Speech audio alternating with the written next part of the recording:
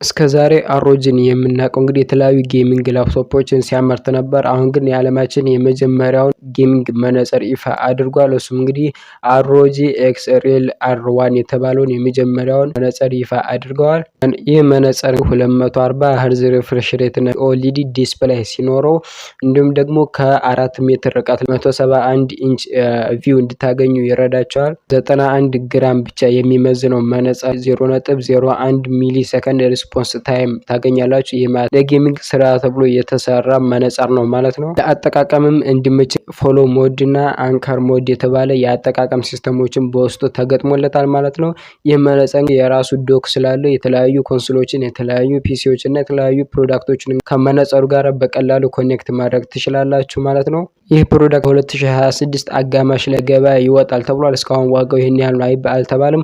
ዋጋው ስንት ይሆናል ብላችሁ ትገምታላችሁ? ሀሳብና አስተያየታችሁን ኮሜንት ላይ ጻፉልኝ። ቪዲዮ ከተመቻችሁ ላይክ ማድረግ እንዳትረሱ።